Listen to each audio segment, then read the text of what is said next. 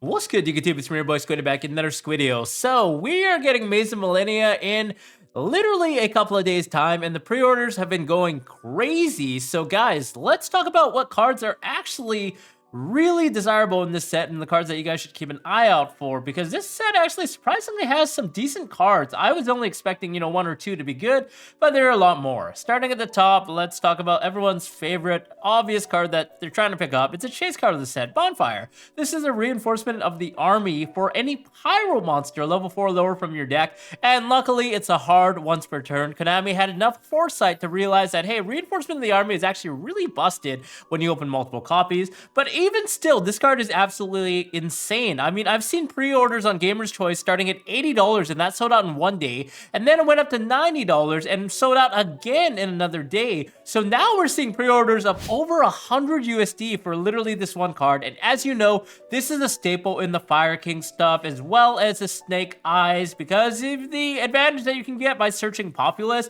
revealing it, special summoning it, free extender, search for the original Snake Eyes, and your full combo off to the races. You can also search for the Snake Eyes Ash, of course, which is another thing. This is one of the most powerful starters in the actual Fire King deck itself, because this card can search for Populace, or it can search for the baby Onyx Bird, and then on top of that, he has an intrinsic effect where you contribute itself plus another face-up card you control to actually summon out a Flamberg Dragon directly from your deck. So yeah, I mean, there's not much to be said. This card is absolutely a chase card. It's going to be played at 3 copies in basically every competitive tier 1 deck that makes use of the Snake Eyes stuff, the Simple Spoil stuff, because this card is just like so good. The fact that you can search for your starters, you can search for Populace as an extender, means that it's good as a starter at the beginning of the game, and it's good in the mid game, it's good in the late game, it's good at all aspects of the game, and the power creep is honestly just so real. So yeah, I mean, not much to say here. If you guys are looking to play a super competitive deck, then you will have to pick up 3 copies of this card. I don't think you can play less than 3 copies in the actual Fire King deck, because this card is just absolutely nuts, and you always want to see it. Really quickly, if you guys aren't already subscribed to the channel, definitely consider hitting that subscribe button at the bottom. It'll go a long way to support the channel. Other than that, thanks a lot for tuning in. Next is another card I would say second in line to Bonfire, only to Bonfire, is Transaction Rollback. This is obviously a very powerful trap card that does a lot of things. Now, of course, the obvious choice is to actually include it in the Labyrinth deck, where you can set it off of Lady or potentially ditch it off of the furniture cards, because this is actually insane for the sole reason that it has an effect in the graveyard. So if you are actually ditching it for something like Stovey Torby, and then you have a trap card in the graveyard, what you can immediately do is use the effect of Transaction Rollback, banish it, pay half your life points, and then target a normal trap card in your grave and activate that trap card's effect. And the nice thing about this is you bypass the actual activation restrictions of a card. Now, there's a bit of rulings that you have to know, is that you cannot actually use this in tandem with a trap card that requires you to have like a certain activation requirement. For example, the Huge Revolution, it says it can only be activated during your main phase when people are running about and all these other cards are on the field. Same thing with Harpy's Featherstorm, it can only be activated while you control a Wind Winged Beast monster, meaning you can't actually transaction roll back those cards. But what you can actually do is bypass the restrictions of certain cards like Big Welcome Labyrinth, where it says you can only activate the effect once per turn. Well, transaction rollback counts as its own effect, so even if you already used Big Welcome Labyrinth prior during the turn, you can still use transaction rollback to copy the effect to banish a card, for example. So it's really, really interesting. Or use the effect to... So you can easily use the effect to special summon another Labyrinth monster from your deck, even though you've already done that during the turn. Now, the other thing that's really, really on the hype right now is the fact that you can actually copy certain other trap cards to bypass the actual cost of the card. For example, Ghost Meets Girl, a masterful Meikayashi Shiranui saga. This says tribute 1 Meikashi or Shiranui Synchro or Link monster, and then neither player can special summon monsters from the hand deck or extra deck for the rest of the turn.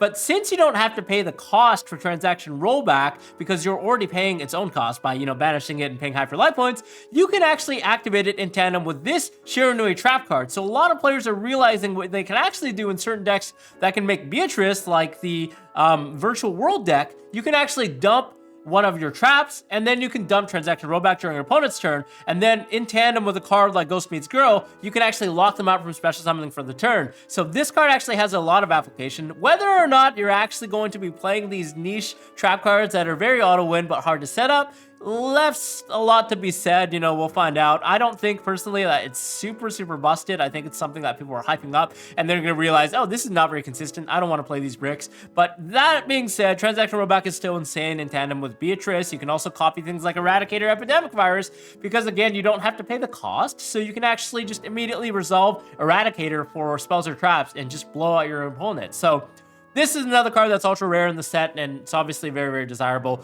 Something you guys should pick up if you're playing a trap deck like Labyrinth or any deck that can make advantage of the Beatrice. Next is another card, Armored Xyz. A lot of people have completely grazed past this card. This is a card that's in line with the Armored Xyz monsters. And if you guys don't know, we had a bunch of Shark support, recently even getting full armor Darkray Lancer, as well as this bad boy, Xyz Armor Fortress in Agov. This card says it requires 2 level 5 monsters to make, but you can actually use it by overlaying on top of a rank 3 or 4 Xyz monster you control.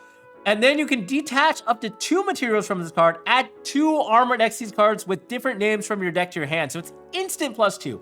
Now, why was this not playable before? Well, it just turns out that we only happen to have 1 Armored Xyz card in the game that was legal in the TCG, which was full Armored Xyz, which is a trap. Not that great. You can only get a +1, probably not that much worth it for value. But now that we're getting the second card with a different name, Armored Xyz, what you can actually do is immediately summon out our Xyz Armor Fortress using a rank 3 or rank 4 Xyz monster you control, or 2 level 5s, and then detach 2 cards to add 2 cards to your hand. And everyone knows in Yu-Gi-Oh! Like a +2 is insane, right?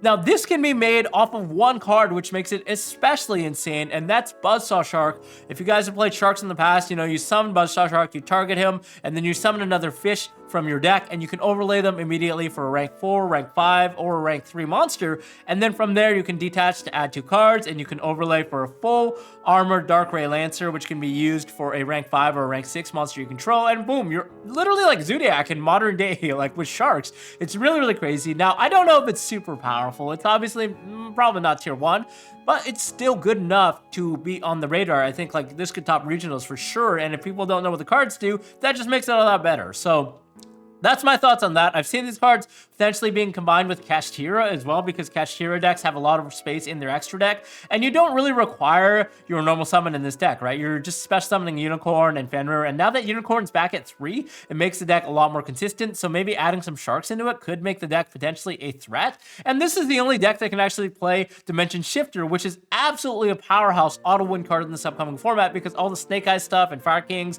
all require the graveyard. So this is just something that you guys can kind of play around with. I'm personally very excited for this card. I've always loved Sharks and, you know, pure Zodiac, like decks like that. So I think I'm going to pick up some of these cards and then try to experiment with them. Next is another one that's kind of memey, but Ashoka Pillar.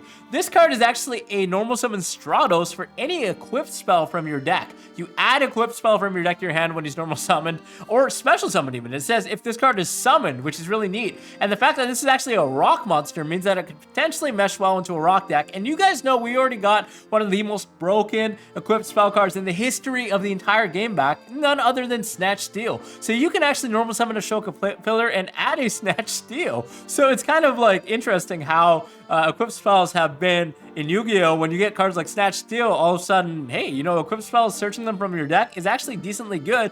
And if we can special summon this throughout some kind of rock combo, then maybe that could actually make it worth playing Snatch Steel. So I just like cards that can search for stuff, you know, on the summon. It's always been a game-breaking mechanic in Yu-Gi-Oh! Being able to search your deck for certain things, increasing consistency, increasing the toolbox, all of that, yada yada. So yeah, I quite like this card. And then next is actually a meme card called Eye of Illusion. This is actually a quick play spell card that says if you control an illusion or a spellcaster monster, so it could fit right into a Dark Magician deck, for example, activate one of these effects.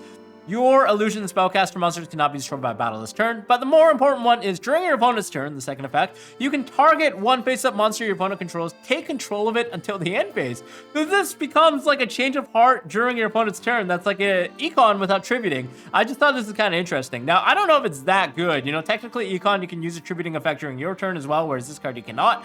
But I just thought it was kind of interesting that it could potentially mash into some kind of illusion deck or maybe into a Dark Magician deck. The fact that this card says Eye of Illusion means that it's actually an illusion card, but I don't think there are any cards that actually search for illusion. It's more like the archetype, like the type of monsters. So I don't know if this is actually searchable eventually, but if it is, then this is actually a really, really cool card that I think has some options for the future. And then next is actually the dinosaur cards. KAITOPTERA as well as his fusion brother, SAURUS. So what this card does is it says it requires KAITOPTERA and a dinosaur or a dragon monster to make. And then when he's summoned, you can actually place a field spell from your deck or graveyard face up in your field zone. Now, bear in mind, the ruling is if you place a field card off of your deck with another card effect, you're not actually going to get the advantage of the search. For example, if we actually activated the Primeval Planet Pearl Rhino, because it's being placed, you don't get the search. Like when this card is activated, you can add a Limits monster. You actually don't get that effect. So unfortunately, that's just a ruling that Konami decided to go with. But you can actually place other field spells that have trigger or ignition effects, right? Like for example, Despia, Theater of the Branded. I actually saw an OCG player take advantage of these guys by playing Goddess with the Third Eye. So when you resolve Branded Fusion, you can actually go into the SAURUS using a dragon monster, for example, Fallen of Albaz, and then place the Despia, Theater of the Branded to continue extending the plays. Other things that you can actually do in certain decks is use Kinglet Swamp as well in Tier Elements. And the nice thing about KAITOPTERA itself is it actually says during your main phase as an ignition effect, you can add a polymerization from your deck to your hand. And then if this card is banished, you can actually special summon it out, then add a polymerization from your grave to the hand. So you're essentially getting 2 copies of polymerization activated that turn, provided you can banish KAITOPTERA. For example, if you're playing like a dinosaur deck, you know, you just banish it off of Conductor or something, or like Pill, and then from there you summon it back as an extender who can actually make Lagia or Doka, and then also get the polymerization back so you can continue fusioning off into your other dinos. Just a really, really cool utility, and the fact that it pairs well with the fusion substitutes, I thought could be something worth mentioning as a potential engine in the future.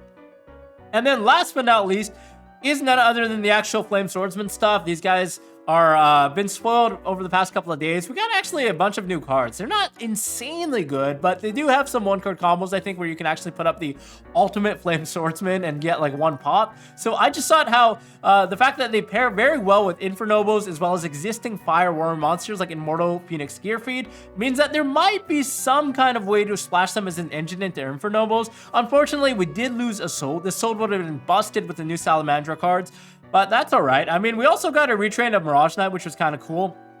But we're still waiting for the Dark Flare Knight retrain. I think that might actually come out in the OCG because they usually like coming out with like 1 OCG card for the TCG exclusives that get ported over eventually. I know we just got like a Gold Pride card spoiled, or 2 Gold Pride cards spoiled today in the OCG as an exclusive, and they're all insanely good. So I imagine we'll probably get something for the Flame Swordsman sooner or later. They are very hype. I don't know if they're going to be super relevant, but I think they'll be good in like an Infernoid shell for you guys to kind of play around with there. But yeah, that's all I had for this set, Maze of Millenia. What do you guys think? Is this a good set? Are there any other cards that we're missing out on? I know there's some other cards you can kind of tinker around with, like the Earthbound Immortals. Didn't really have a chance to go over them. I feel like they're not super meta, but I could be wrong. Let me know in the comments below. Thanks for tuning in. I'll see you guys in the next video. Bye-bye.